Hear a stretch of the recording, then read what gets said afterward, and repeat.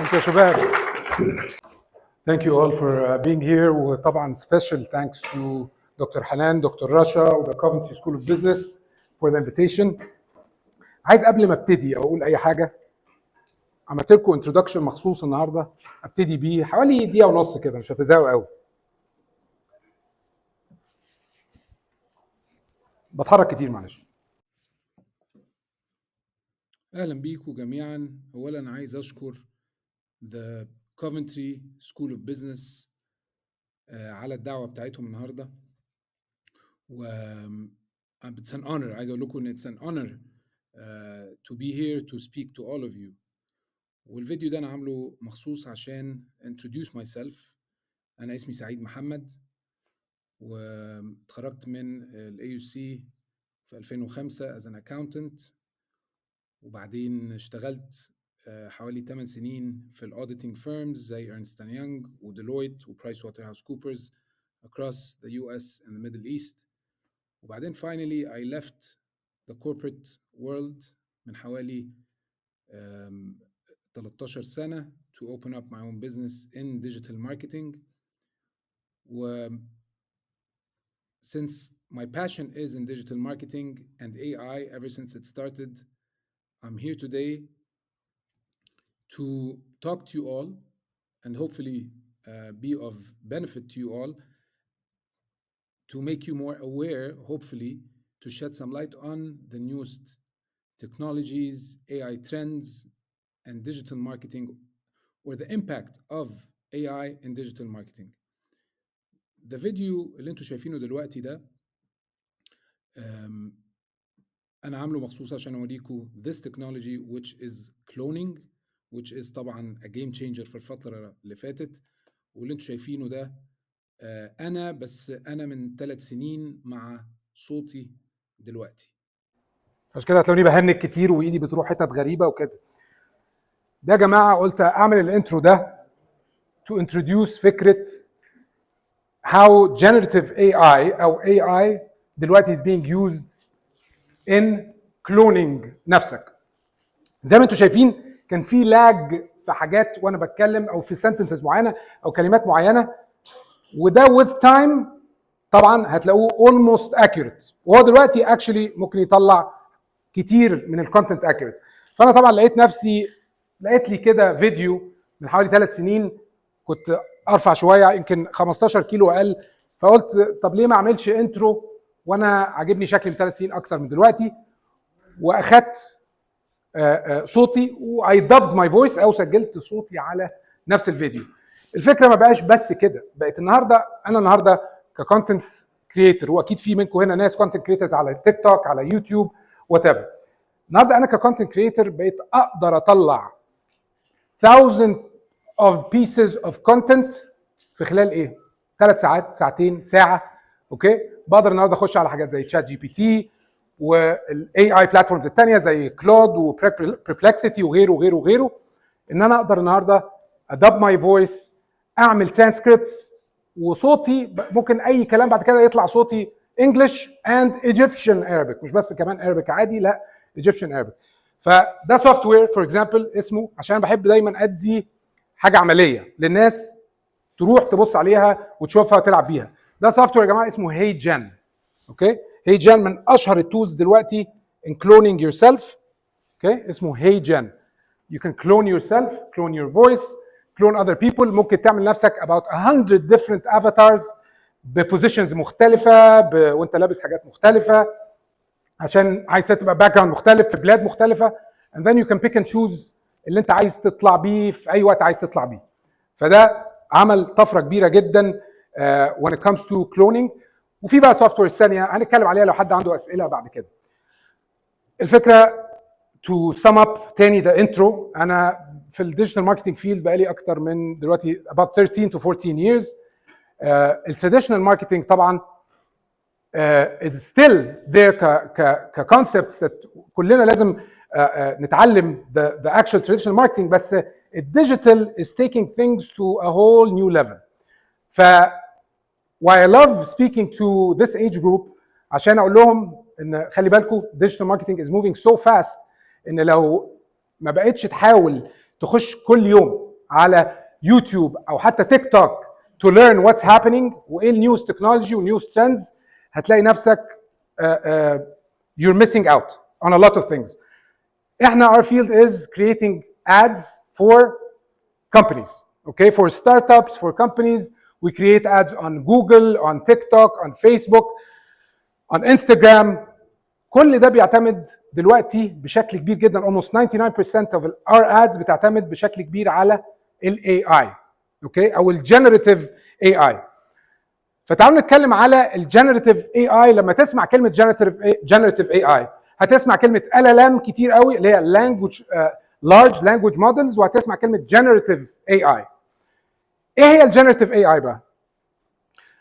حد عارف ايه generative AI يا جماعة؟ حد يقدر يقول لنا ايه generative AI ولا؟ يعني what is generative AI؟ ماشي، هو دي tools under generative AI. بس كلمة generative عشان بعد كده لما نسمع الكلمات it rings the bell. كلمة generative AI معناها ال AI اللي بيجنريت live content، اللي بيترين نفسه على الكونتنت اللي انت بتديهوله. اوكي، يعني انت النهارده بتكتب prompt لتشات جي بي تي، بتقول له عايزك تعمل لي الصوره الفلانيه، فيطلع لك صوره، فيقول لك طب انت عايز بقى تحسن البرومبت، فهتبتدي تري رايت البرومبت تاني عشان تديه، تقول له لا بص اي وانت ذس ايمج بس شيل لي مش عارف ايه عليها، طب حط لي السما خضراء، طب مش عارف ايه ازرق، وهكذا. ده بيسموه جنريتيف، لان هو بياخد منك التكست اللي انت بتديهوله لايف وبيطور في ال وات ايفر برومبت يور جيفنج ات. طبعا البرومبتنج لسه انا والدكتور حامد بنتكلم عليه. قصه البرومبتنج دي نفسها يا جماعه، ان انت تحط برومبت لتشات جي بي تي. يعني انا بناتي مثلا بناتي صغيرين شويه، يعني جريد 9 جريد 8 10 11، وكل دول بيستخدموا تشات جي بي تي، بس غالبا في الغش، يعني في كوبينج، يعني يجي يقول لك انا استخدمته بس عشان انقل حاجه، يعني ما يعرفوش قوي ايه تاني يعني بيتعمل بيه ايه غير انه you can get anything you want من تشات جي بي تي او غيره. فالنهارده بقى عايز اربط الكلام ده with our field of digital marketing عشان اللي فيكم حابب فكره الديجيتال ماركتنج. اوكي، هتسمع ناس كتير دلوقتي بيقول لك انا ماركتر، I'm a digital marketer. بس the word encompasses a much deeper meaning عن لما تسمع حد بيقول لك انا ميديا باير. في الماركت بيسموه ميديا بايرز او ديجيتال ماركترز. اللي بيحصل دلوقتي في ديجيتال ماركتنج، وخلونا نبص كده على باك اند، بحب كل حاجه ناخدها عملي.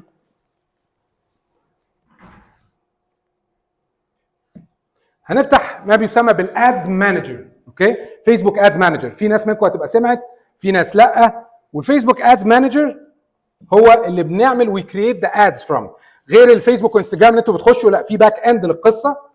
الباك اند ده وير وي كرييت اور ادز. الباك اند ده نفسه بقى معتمد بشكل كبير جدا on AI when targeting individuals او people. من 10 سنين كنا الاول let me tell you how things evolved. من 10 سنين اللي حصل ان احنا كنا بنيجي نتارجت الناس على فيسبوك، كان بيديك فيسبوك بيجز تو تارجت. يعني مثلا تقول له ايه، انا عايز الاودينس بتاع عمرو دياب، ماشي، كان بسهوله. او انت عايز، او انت كومبيتيتور لكوكاكولا او بيبسي او وات ايفر. كنت الاول almost about maybe actually 8 years ago كنا نقدر نخش، لو انا كومبيتيتور كنت اقدر اخش اتارجت دايركتلي البيج بتاعت او الاودينس بتاع كوكاكولا او شيبسي او بيبسي او وات ايفر، ماشي. طبعا لقوا نفسهم، اللي حصل ان الشركات دي لقت نفسها بتخسر فلوس، فابتدت تقول لفيسبوك لا احنا بندفع لكم بليونز اوف دولارز افري يير، وما ينفعش تخلي واحد كومبيتيتور يجي ياخد الاودينس بتاعي كده تو تارجته. خلي بالك هو ما بياخدش الاودينس از ان بياخد الداتا اند اكستراكت، لا هي اونلي تارجتس ذا اودينس. ففيسبوك شايل الاوبشن ده where we can target competitors directly. اوكي، مع الوقت ومع السنين طبعا الاي اي عمال يتطور يتطور يتطور، فوصل. وفيسبوك احنا الاول بنديله، انا بس عايز اخش عشان اوريكم، بنقعد نديله داتا، لازم الكود ده اسمه حتى adsmanager.facebook.com. اي حد فيكم هيبقى عنده ان ادز مانجر على فكره. اي حد فيكم عايز يستارت تو ران ادز لازم يخش على adsmanager.facebook.com. اوكي،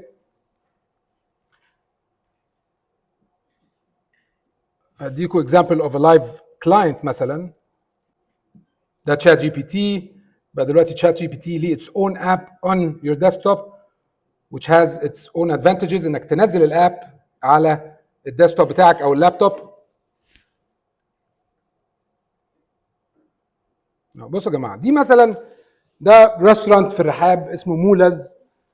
الريستورانت ده حاليا our company is running ads for. اوكي، تعالوا ناخد example of a running campaign.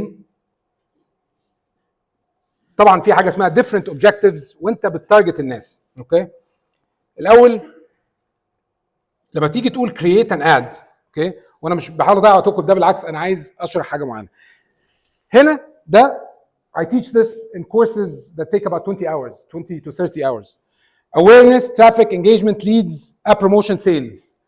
دي الاوبجكتيفز اللي فيسبوك بيديها لك او التيك توك بيديها لك، اوكي، او اللي جوجل بيديها لك in some way or another مشابهين جدا. زمان ما كانش فيه التقسيمه دي، من 10 سنين ما كانش فيه التقسيمه دي، التارجتنج كان مختلف. دلوقتي with AI فجاء قال لك بص، انت دلوقتي عايز تختار، لو انت عايز ناس تيجي اكشلي تشتري from your e-com website، اوكي، لو انت النهارده او انت، وعلى فكره a lot of people in your age group دلوقتي they have businesses، بالذات في امريكا. يعني في امريكا a lot of people your age واصغر منكم عندهم their own e-com businesses and they're generating millions of dollars a year. okay, and they started learning الكلام ده و they run their own ads and they make very good and profitable businesses. فحاجه زي السيلز objective ده فيسبوك بيجي يقول لك اوكي، هو انت if you want to target sales يبقى انا هروح ادور لك. اوكي، بيقول لك اختار لي الاودينس، عايز اودينس فين؟ ان كايرو. خلاص، لو انت عايز الناس اللي بتشتري ان كايرو، انا عارف البيهيفيرز بتاعت الانتاير 33 مليون ان كايرو، وانا هروح انا مجانا نارو داون للناس اللي بتشتري. لو هم مليون واحد، اوكي، انا هخش اتارجت الناس دي بالاوبجكتيف ده. therefore الادز بتاعتك هتبقى غاليه شويه. الكوست بير بيرتشيز بتاعك ممكن ساعات بيعدي حسب البرودكت اللي انت بتبيعه. لو فيري كومبيتيتيف ممكن توصل الكوست بير بيرتشيز ب 500 جنيه، 600 جنيه، 700 جنيه، ساعات اكتر. اوكي، كله حسب وات يور تارجتنج، وات برودكت يور سيلينج. لو جيت اخترت اوبجكتيف تاني، اويرنس كامبينز مثلا، اوكي، الاويرنس خلي بالكم ده دلوقتي بقى ذا ماركتنج ان ذا ديجيتال وورلد. يعني اللي انا بقوله لكم ده بقى ABC بيسك نوليدج ان ديجيتال ماركتنج. يعني مش عايزكم تفكروا ابدا ان ده يعني ماشي لو عرفته يبقى حلو، ما عرفتوش مش مشكله. لا، ده بقى البيسك نوليدج يا جماعه. if you're ever gonna have your own business sooner or later you're gonna have to know this. اوكي، ودي حاجه اللي احنا دلوقتي we struggle with business owners، لان البيزنس اونرز بتبقى بتصرف فلوس كتير في الماركتنج and they want to see quick results ومش فاهمين ده. ف the more you understand this the more you'll be able to help your business. ولو اشتغلت في الفيلد هتقدر تعمل a lot، يعني to make very good results. فالنهارده لو انا كنت اخترت awareness objective اللي قلت لكم في الاول، ففيسبوك يقول لك ايه، وده اللي الناس مش فاهماه كتير when they run ads. الاويرنس يقول لك اوكي بص I'm going to go وهوري الاد بتاعك ل 20 مليون بني ادم وباقل سعر ممكن. اوكي، اهم حاجه انك هتظهر لكل الناس دي فور براندنج، هتظهر او فور اويرنس، هقعد اظهرك لكل الناس دي 3 4 times a day، بس ما وعدكش الناس دي هتشتري حاجه which is the case. usually ممكن ترن awareness campaigns for thousands of dollars وتلاقي في الاخر انك الاويرنس كامبينز دي محدش اشترى. ليه؟ لان الاوبجكتيف فيسبوك راح يوريها لكل الناس حتى لو الناس دي ما بتشتريش حاجه. وكذلك الانجيجمنت كامبين. اوكي، على فكره انا بس بتاكد اني بتلف معايا، ده اي اي برضه يا جماعه. اوكي، البتاعه دي ب $40، انتوا عارفين اكيد شفتوها على تيك توك صح؟ شفتوها على تيك توك؟ البتاعه دي ب $40 واتس اي اي، بتعمل فيها بادي اند فيس تراكنج، فبتمشي معاك في كل حته. اوكي، ها؟ كل ده AI is coming بقى في كل حاجه انت ممكن تتخيلها whether it's good or bad. Unfortunately AI is being used دلوقتي as we speak في حروب. ف it's an issue، بس at the same time في the good side of AI اللي انا بحاول اشد light on. فالنهارده رجوعا لحته الاوبجكتيفز، لو انا رحت على فيسبوك قلت له اوكي I want to target، خليني اديكي لايف اكزامبل. من كام يوم احنا بنمانج تيكتس مارشيه. لو حد منكم بيبوك اني تيكتس او فور ايفنتس بيج ايفنتس ان ايجيبت، سواء حد جاي من بره او من جوه وات ايفر، فبنمانج اول ذا كامبينز فور تيكتس مارشيه. ساعات بنرن انجيجمنت كامبينز واحنا عايزين نبيع تيكتس مثلا يعني. فبنرن انجيجمنت كامبينز ليه؟ مش عايزين الناس تشتري في الاول، ببقى عايز اوري الناس زي مثلا كيفن هارت لما كان جاي هنا وبعدين ما جاش، فكنا بنران a lot of engagement campaigns نشوف الناس هتتفاعل ازاي. طبعا كانت سولد اوت وبعد كده هو اخذ كده يعني وما جاش. بس اللي حصل ان احنا we spent a lot of money عشان الناس تشوف وتengage with the content. ففيسبوك بيقول لك if you want people to comment وتreact سواء بلافينج emoji او عايز angry emoji whatever and to comment on your posts then choose the engagement campaign. بس ما تقعدش تستنى مني ان اديك ناس تشتري. That's how accurate الاي اي بقى. اوكي بقى كل ده ماشي اي اي. الاول فيسبوك كان بيدينا very detailed targeting ان احنا نتارجت الناس. يعني مثلا let's take that as an example اوريكم.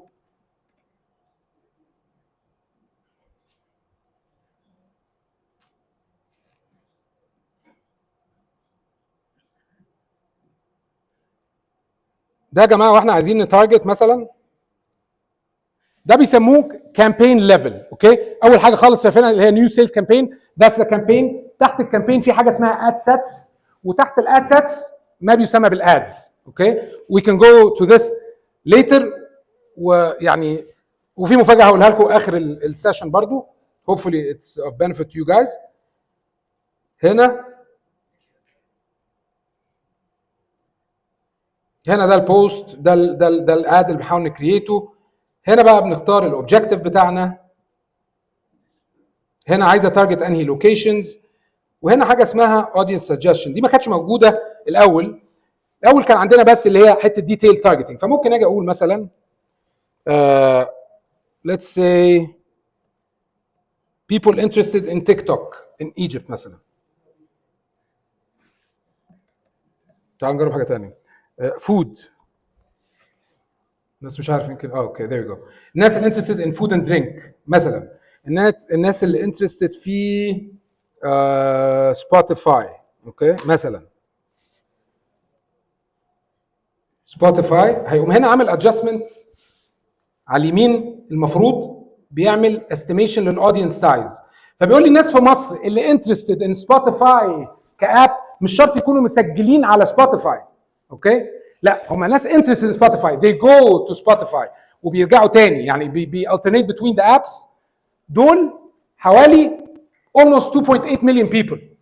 okay I can go directly if I want to الناس اللي بتسمع music and I want to target الناس دي I can target almost 3 million people دول. ماشي. دلوقتي فيسبوك قام عامل كمان in the last 6 months قال لك بص انا actually in the past year عمل حاجه اسمها ادفانتج بلس. قال لك بص بقى انت لو عايز تريح دماغك ومش عايز تارجتنج خالص وعايزنا احنا من الايمج او الفيديو اللي انت هتديه لنا والتكست احنا نروح نتارجت الناس we're gonna do even a better job عنك. وكمان هتشوفها في ان الاد بتاعك هيبقى الكوست بتاعه اقل which is the case.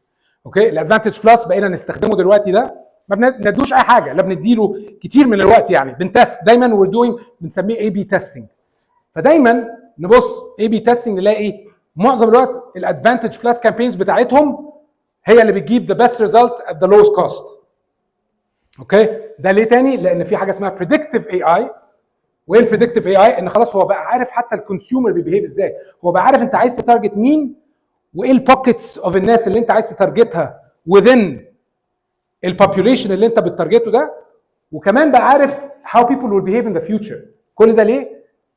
why is فيسبوك يا جماعه worth the billions؟ عشان الداتا. it's all about data في الاخر. اوكي في الاخر هو بياخد الداتا دي بتاعتي وبتاعتك وبتاع كل الناس and everything is up for sale. ونفس القصه في جوجل right؟ كل كلمه انت بتكتبها في جوجل النهارده every single keyword you search for on Google is a keyword up for sale. حد تاني بيشتري الكلمه دي. مين بقى بيشتري الكلمه دي؟ الشركات. شركات بيخشوا على التولز اللي بيشوفوا فيها هي الناس بتدور على ايه and they go and target these keywords. فكل حاجه انت بتكتبها is up for sale. فنفس القصه فيسبوك it's all about data. فمين عنده اكبر database في العالم كله دلوقتي؟ نمبر 1 is فيسبوك. اوكي نمبر 2 جوجل وبعدين طبعا بيجي تويتر يمكن نمبر 4 او 5 او اكس دلوقتي يعني. طيب تعالوا عشان عايز اوريكم برضو الحاجات في النيو تكنولوجي عشان ما ياخدوش الوقت كتير because I can go يعني rant about digital marketing. عملت فيديو لسه عامل فيديو على ده on انستجرام من 5 ايام. اوكي، النيو تكنولوجي طلعت وهي انك you can now create apps, create your own application، تعمل whatever you want مع شويه ليميتس طبعا من غير ما تبقى كودر. وهناخد دلوقتي مثل لايف، بس خلونا اوريكم الفيديو وجاب قد ايه جاب انجيجمنت، عشان ان من كتر ما الناس كانت مستنيه ان هم يقدروا to come up with their own apps، حتى لو ابس بسيطه في الاول شويه. مش هنقدر نستغنى عن الكودرز برضو، ولكن بشكل كبير نقدر نطلع بافكار او بروتوتايبس to what we're dreaming of seeing من غير ما نجيب بروجرامر نقول له بقول لك ايه، تعرف تعمل لي ابلكيشن؟ انا بفكر في حاجه، وعارفين احنا طبعا احنا كلنا برضو كشعب يعني كل يوم عندنا افكار وبنقعد نفكر مع بعض كلنا، بس محدش بيعمل حاجه at the end of the day غير قله قوي. ده هيخلي الناس تعمل. ليه؟ لانك هتقدر تروح وتحط البرومبت وتطلع ببروتوتايب للابلكيشن دي. الفيديو اللي بقول عليه كنت بتكلم فيه عن بولت دي. ليتس سي، هي دي ولا دي؟ هي دي. اوكي، المهم بالعالم هي انك دلوقتي تقدر تعمل ابلكيشن بنفسك من غير مبرمج، من غير ما تفهم كودينج، او من غير ما انت تتعلم برمجه. من احدث البلاتفورمز اللي طلعت في خلال ال 10 ايام او 15 يوم اللي فاتوا، وجهه نظري برضه تطور خطير جدا في عالم الاي اي.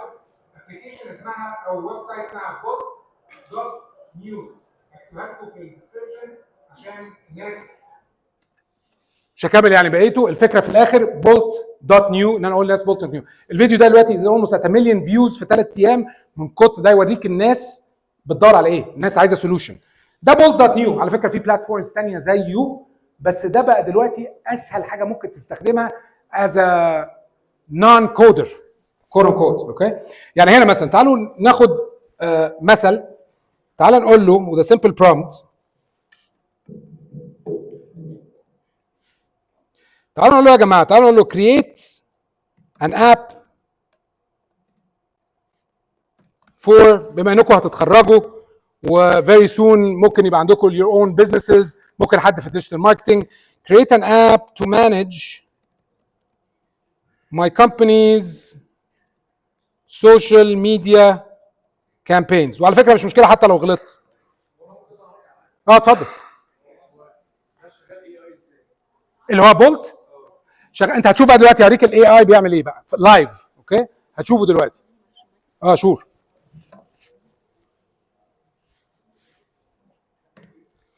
حتى لو غلطوا هوريك الحته دي دلوقتي حالا. حتى لو غلطتوا انت بتكتب البرومبت مش مشكله، بس هوريكم تريكه بقى دلوقتي ناس كتير برضو ما تعرفهاش في البرومبتنج. اوكي، sooner or later you guys are graduating very soon, so you need to learn how to prompt، لان that's where 99% of people get it wrong. the prompting ChatGPT، prompting Claude وهكذا. فانا هاجي بقول له create an app my company's social media to manage my company's social media campaigns.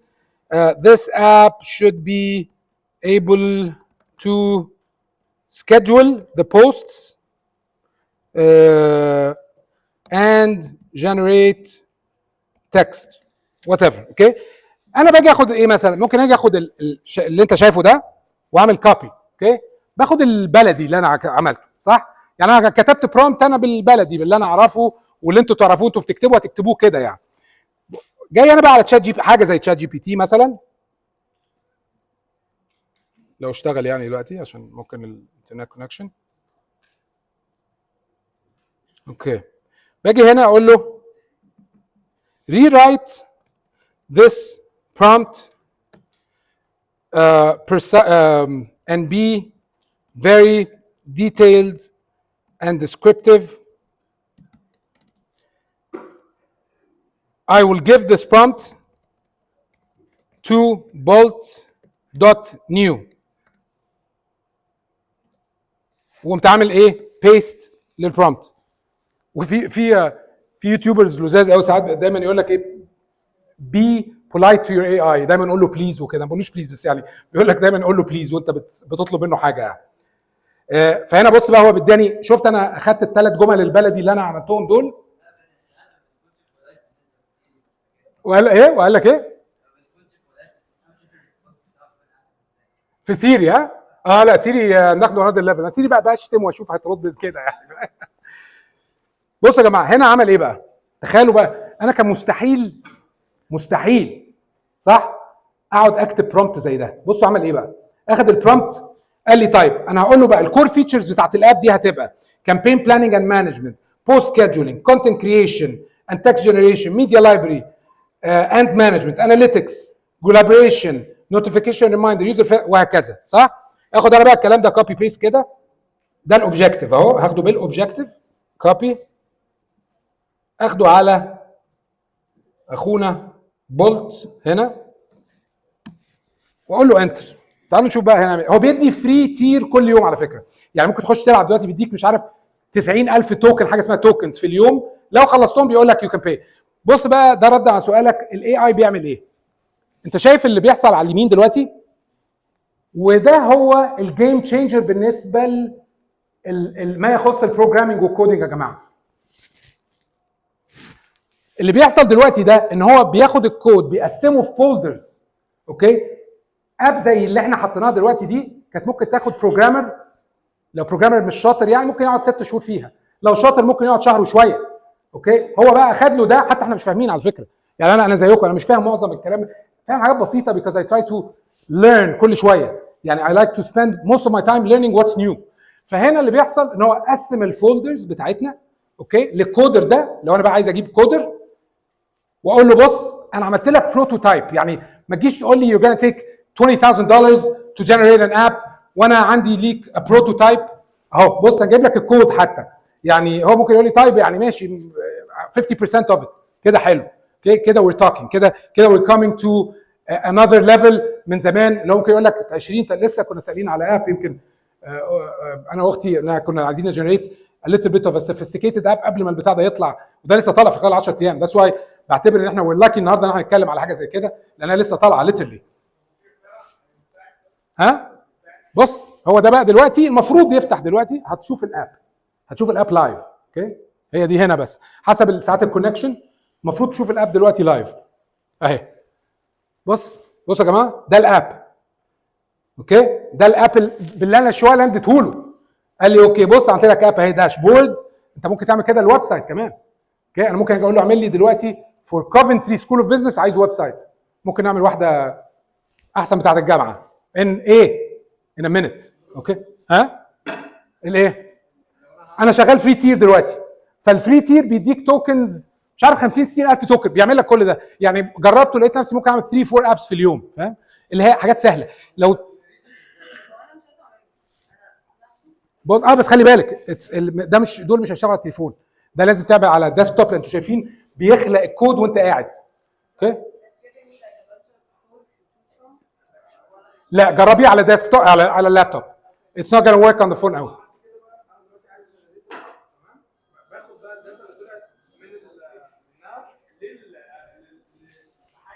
بص بقى شايف كلمه ديبلوي هو كمان، وده التغيير. شايف كلمه ديبلوي دي عشان تاخدها لايف، فاهم؟ كلمه ديبلوي دي بس انا عايزك توك ثرو الستبس بتاعتها دي، هتاخد وقت مش وقت قوي يعني. الديبلوي دي بقى هتاخدك على سيرفر تو سيت اب عشان دي تبقى لايف وتبعت اللينك لحد يقدر يستخدمها. وده اللي بيحصل دلوقتي في امريكا. a lot of يوتيوبرز بيعملوا ايه؟ بيديبلوي ابس زي دي كل يوم ويعملها ابس تبقى هبله قوي على فكره، تعمل حاجات هبله قوي ياخد دولار. يقول لك جو ان جنريت ان ايمج مثلا انت تعمل اب بتاعك وتاخد لينك وتماركت اللينك من غير اي حد خالص. لو بيعمل حاجه سهله زي اللي انا عملتها دي، لو بتدي له سمبل ابس يعني لو مش داتا بيس، فاهم؟ لو قلت له بقى انا عايز داتا بيس مانجمنت وكده هتحتاج كودر معاك لان هيبقى فيه باجز. بس الابس اللي از سمبل از اللي انا بقولها له، بقول له ممكن ادي اب اقول له طب اعمل لي اب بياخد ايمجز تو ابلود. عملت اب من كام يوم بقول له طب انا عايزك تاخد مني اكسل شيتس فيها كونتاكتس وداتا بيسز. اوكي، عملها لي ان انا ممكن ابلود اكسل شيتس وهكذا. لو عايز تنزله على الاب ستور دي الخطوه الثانيه ممكن تعملها. طبعا دي تاخد شويه وقت وشويه فلوس بس طبعا ده زي دوبل من نفس الويب سايت دي. وفي حاجه اسمها ريبل. بص في حاجات ثانيه لو عايز بعد كده تسمي واقول لك على الحاجات الثانيه اللي زي في حاجه اسمها كيرسر وحاجه اسمها ريبلت وحاجه اسمها في زيرو. كل واحد من دول ليه فانكشناليتي. احنا بس خلي بالك احنا مش كودرز ولكن بنقدر نساعد الناس اللي عايزه تبني حاجات بسيطه كده، فاهم؟ بالبرومبتس. اتس اول اباوت برومبتنج، فاهم؟ بس في الاخر لو هتعمل حاجه a little sophisticated محتاج حد كودر يبقى معاك عشان الباجز والحاجات اللي بتطلع فيها، بالذات لو عايز تعمل حاجه لايف بقى وهيخش عليها عدد من اليوزرز كبير، فاهم؟ ده لسه خلي بالك، ده كل ده في 10 ايام اللي فاتوا. اتفرج كمان 6 شهور من دلوقتي الدنيا هيبقى فيه. ما هي دي اللي انا بقول لك ليتل ده بقى، ده يتخلق طبعا بتشتم ليل ونهار. عايز اقول لك على الانستجرام فيديو ده من البروجرامرز، يعني البروجرامرز بتخش عليا ايه انت كداب، ايه اللي بتقوله، مش عارف. unfortunately this is reality، هو ده اللي حصل وده بيغير اللعبه خالص، فاهم؟ اتفضل. هلو ازيك؟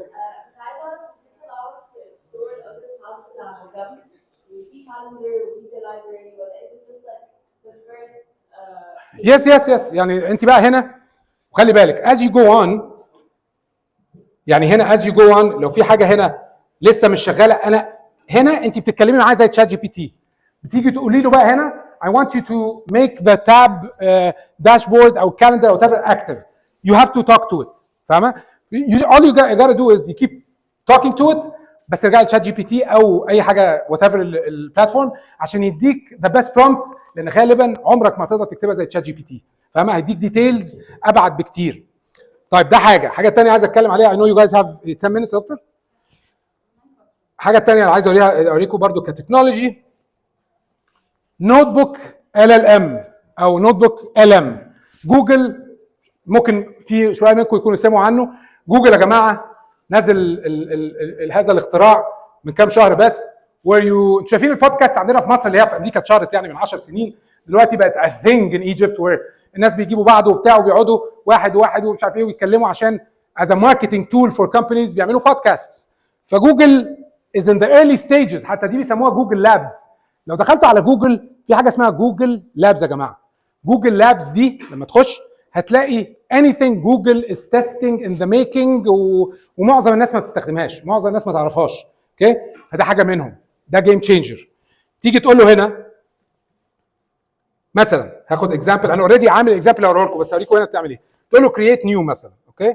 كرييت نيو دي بيقول لك عايز تابلود السورسز اللي انت عايزها، عايز تابلود الكورس بتاع دكتور حنان كله ابلودد، لو عندك PDF ليه ابلودد، عايز تابلود يوتيوب فيديو هنا وتحط اللينك بتاع يوتيوب فيديو حطه، عايز تحط الويب سايت بتاع كوفنتري سكول اوف بزنس حطها، حطه وات ايفر، اعمل نوت بوك زي ما انت عايز. وبعد كده انا طبعا تقصيرا للوقت كنت اوريدي ايرانت عشان اوريها لكم.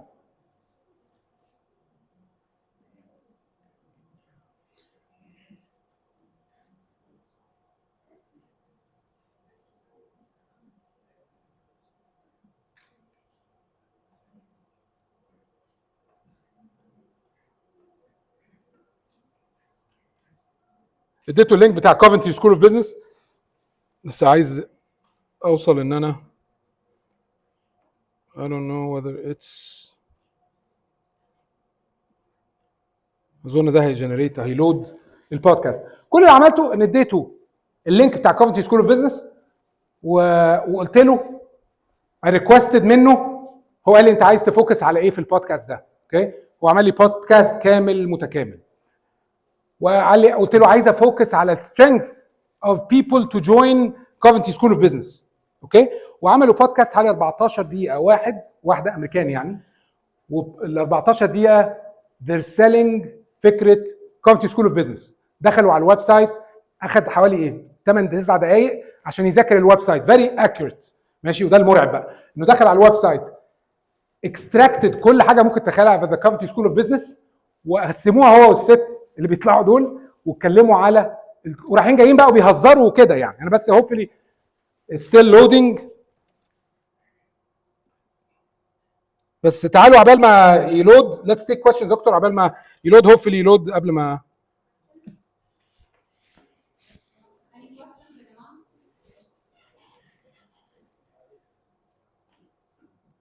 في حاجه تانية عبال ما ده يلود hopefully يلود عشان اسمعكم. حاجه اخيره يا جماعه. اتفضل سوري. هو حاجه اكتر شويه بس عايز اعرف هو ازاي اخلي التليفون يمشي وراك. بص دي بتاع اسمها ايه؟ اسمها الجيمبل حاجه كده. ولقيت على تيك توك كده بالصدفه من شهرين، ولقيت ان هم ودي كانت الاختراع نفسه طلع من 6 شهور، وفكرته طبعا ان هو بالاي اي بادي تراك وفيس تراك، فاهم؟ فهو بيمشي معاك في كل حته. لا هو بص، هو بيجي الجيمبل ده وبيديك انستراكشن تنزل ابلكيشن كده يعني معروفه بيكتبها حتى على الاب، وانت الابلكيشن تفتحها وتصور من جوه وهو بيابلود او بيداونلود عندك على التليفون دايركت، فاهم؟ سهله قوي يعني، استخدامها سهل قوي، فاهم؟ ويبدا رايح معاك. وبعدين دي طبعا ممكن تلف كمان لو انت عايزه تلف وتقعد وتنزل بقى، فاهم؟ لو انت عايز تصور مثلا حاططها على الارض وتقعد تطلع وتنزل معاك، فاهم كده؟ ف على نوت بوك بتاع جوجل بتاع مم. البودكاست، اه ممكن اللي هو سامبل اوف الكونتنت نفسه اللي بتاع البودكاست نفسه. انت قصدك عايز سامبل تشوف السامبل ده؟ الكونتنت اللي هو بيطلعه. ما هو ده اللي انا عايز اعمله، بس هو فور سام ريزن الانترنت شويه ممكن، بس هو كان كويس قوي معايا، بس ليتس سي. انا عايز اسمعه لكم قوي لان ده اتس فيري انترستنج صراحه. خش عليه تاني وهقول لكم بيستخدموه دلوقتي كمان ازاي ان ماركتنج. هي دي الفكره بقى.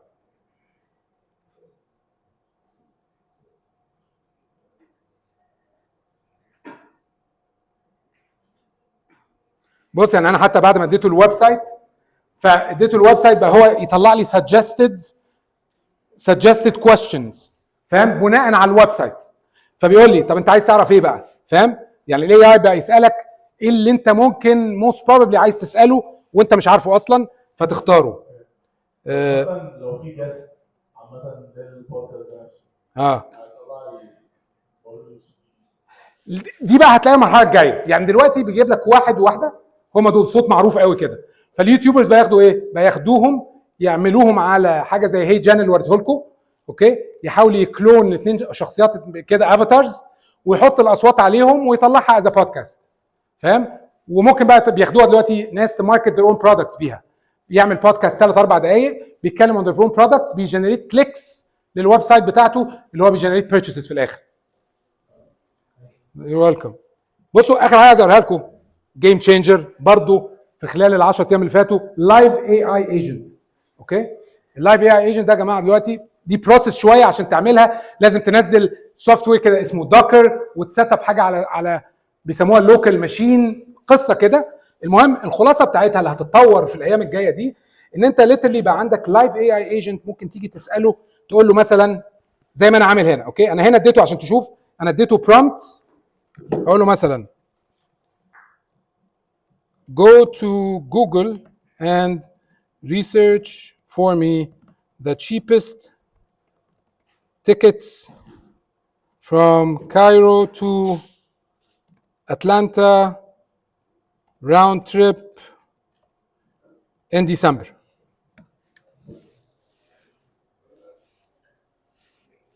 انا اخترت اتلانتا بالذات عشان ليا بيبي، مراتي وبنتي عايشين في اتلانتا، فمش اخترت اتلانتا تحديدا. بص بقى هو بيعمل ايه. بص هنا هتلاقي هنا عمال يدي، عمال ايه، راح على جوجل عمل السيرش جاب الداتا ملا وهو قدامك هتلاقيه. بص دي هتلاقيه بيختار كايرو وبيختار اتلانتا وبيختار الديت اكنك انت اللي بتكليك. ده اسمه لايف ايجنت. اسمه ايه؟ لوكال ايه؟ سوكومونو ايه؟ هنا ده لوكال هوست. هو ده اللوكال. بص يا جماعه في حاجات صغيره على فكره. انا عايز اقول لكم حاجه، I'm not a coder. الكلام ده كله I learned throughout the years عشان بخش على يوتيوب كتير جدا. I just keep learning. I'm not a programmer، اوكي؟ ولا عمري درست بروجرامينج شهر في حياتي من 20 سنه. فانتوا كلكم كل حد ممكن يعرف البيسكس اللي احنا بنتكلم فيها دي. You just need the time وتinvest time في ان انت تقعد تتعلم، فاهم؟ هنا زي ما قلت لك بص عمل كل حاجه واداني السمري. قال لي بص اير فرانس فيها كذا، البرايس بتاعها كذا، 2 ستوبس، بريتش ايرويز فيها كذا، لوفت هانزا فيها كذا. لو اديته كمان سبيسيفيك ديتس هيداني. انا نفسي ما كنتش اعرف ادور واطلع اللي هو طلعه لي، وده انت بتشوفه لايف وهو بيحصل يعني. طب حد عايز يسال اي اسئله يا جماعه؟ انا عارف اتكلم يعني في كذا حاجه دخلنا فيها، بس هوبفلي يكون في اي حاجه من الحاجات دي ممكن تستخدموها. مش عارف هنا في كويشن. اوكي اتفضلي. ايه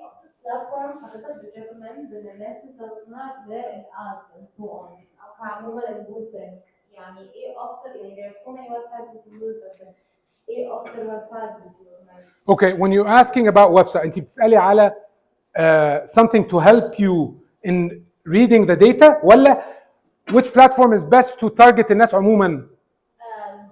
اوكي بصي دي حاجة من الحاجات. اوكي it's very important according to your business to research where your audience lives. اوكي يعني ايه where your audience lives؟ الاودينس بتاعك ممكن يبقى معظمه على تيك توك، الاودينس بتاعك ممكن يبقى معظمه على يوتيوب، او الاودينس بتاعك ممكن يعظمه على انستجرام او فيسبوك. اوكي فit depends. عشان كده بنعمل initial research نشوف هو معظم الاودينس بتاعي where can I target them. بس دايما فيسبوك and انستجرام is a number one ad platform، الانستجرام تحديدا يعني دلوقتي that you have to target no matter what. وبعد كده بقى target تيك توك، بعد كده target جوجل and يوتيوب. طبعا ميزه يوتيوب وجوجل ان جوجل you can go after الايه الكي ووردز، غير خلي بالكم احنا لما بنتارجت الناس على فيسبوك بنبقى عارفه زي الباراشوت اللي بينط كده على الناس ويور فورسينج يور مسج على الناس، غير جوجل الناس هي اللي بتيجي تدور على الكي ووردز فتلاقي الاد بتاعك. فthere's it's a whole two different marketing messages. بس انا كان قصدي اكتر حته الادز يعني where do you recommend ان احنا نحط الادز فيها؟ if you wanna مثلا say we want to احنا خلاص التارجت اودينس اكتشفناها through اي بقى ماشي. اي حاجه حلو. بس احنا دلوقتي we're trying ان احنا نعمل يعني نحط الادز نبوست. اوكي ما البوستنج ده كله بيحصل فين؟ بيحصل على الادز مانجر اللي انا قلته لكم. اوكي انت بس لسه متلخبطه في الحته دي. بصي الادز مانجر is where you run your ads from على فيسبوك، الادز مانجر بتاع تيك توك is where you run ads على تيك توك، جوجل في جوجل ادز is where you run your جوجل ads from. بس في بلاتفورمز دلوقتي بتقدري تكونكتد to all these platforms فترني كل حاجه من حته واحده، فاهمه؟ في بقى بلاتفورمز زي كده. قول لي الاثنين انستجرام وفيسبوك صح. يعني هل حضرتك شايف ان هي حركه ذكيه ان انا لو مثلا لسه فاتح لوكال براند لبس ولا حاجه ان انا يعني اركز على فيسبوك as much as انستجرام؟ بص الداتا في مصر بتقول and this is very interesting. احنا طبعا we have a lot of data من الشركات، فبنشوف في الباك اند بتاع الاد مانجر اللي كنت بقول لكم من شويه ده، بنشوف داتا بالهبل وبنقدر بعد كده نشوف مين اشترى منين. اوكي والساعه كام وامتى ومن انهي بلد، كل حاجه بنشوفها. ودايما معظم البيرتشيزز بليف ات اور نوت وحسب طبعا معظم الاندستريز الكوزماتكس اللي هي الشامبوز والكونديشنرز وي كل دول مثلا دايما بنلاقي 80% فيسبوك 20% انستجرام، وده الحاجه الغريبه ماشي اللي ممكن الناس تتخيل عكسها. ايفن مع اللبس هتلاقي 70 to 80% على فيسبوك 20 to 30% انستجرام. ففي ناس كتير عشان المسكونسبشن اوف ان فيسبوك ما بيجيبش يا جماعه ده بتاع الناس الكبار وبتاع، لا هي مش كده خالص، هو فيسبوك بيجيب اكتر بيرتشيزز. لا خالص. دونت فولو اي ستيريوتايبس او مسكونسبشنز حاصله في الماركت، لان 99% اوف الناس اللي كده بيبقوا ناس قاعدين فاهم بطيخ خالص، يعني هتلاقيهم الا رحت للناس اللي بتران ادز and they know what they're doing. هو اسمع من دول. بس اي حد بقى كده قاعدين احنا كده مع بعض فاهم تلمين على قهوه وبتاع قاعدين، لا يعني غالبا الكلام اي كلام. ففيسبوك هيديك ذا بيست ريزلتس يوجوالي، انستجرام بعديه على طول، وديفنتلي وانا ران تيك توك وجوجل ادز. نعم. يلا دكتور اتفضلي. اولا ثانك يو شكرا يا جماعه، شكرا جدا جدا جدا.